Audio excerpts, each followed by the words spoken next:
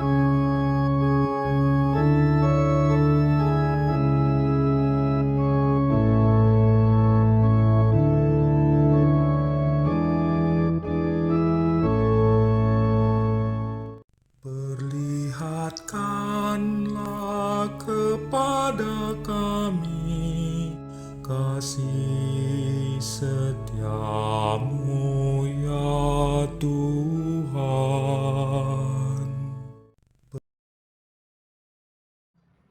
Salve Bapak Ibu dan saudara-saudariku yang terkasih dalam Kristus. Damai Tuhan beserta kita. Hari ini kita bertemu dalam renungan harian Katolik hari Minggu, tanggal 20 Oktober 2024, yang menjadi renungan bagi kita diambil dari Injil Markus, bab 10 ayat 35 sampai 45. Saudara-saudariku yang terkasih, tak berapa lama lagi bangsa kita, bangsa Indonesia, akan melaksanakan pesta demokrasi, yaitu pemilihan kepala daerah untuk tingkat kabupaten, kota madya, dan provinsi.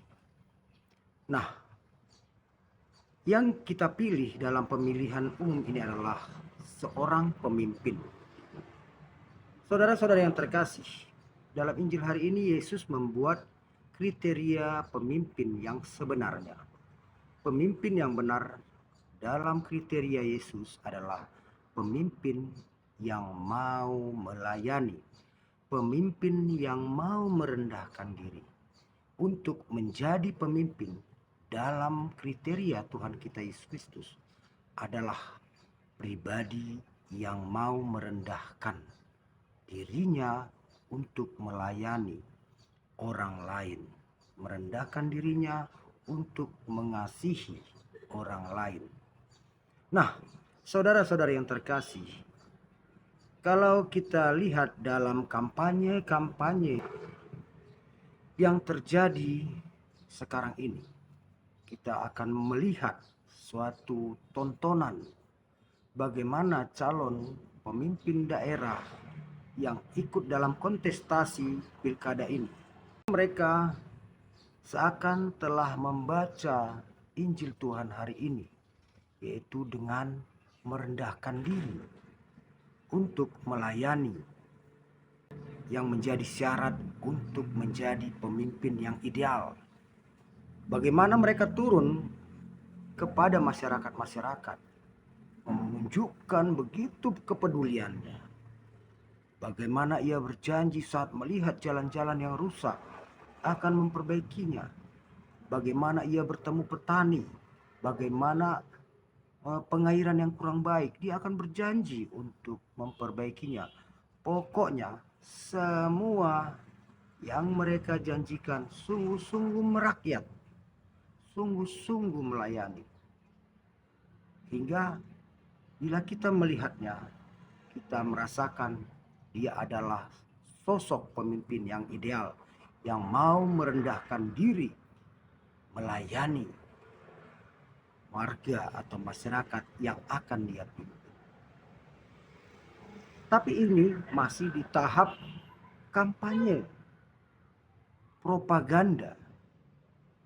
Nah, memang inilah sebenarnya yang diinginkan Yesus untuk pemimpin-pemimpin yang ideal. Namun bagaimana kelanjutannya setelah mereka menduduki posisi kepemimpinan itu?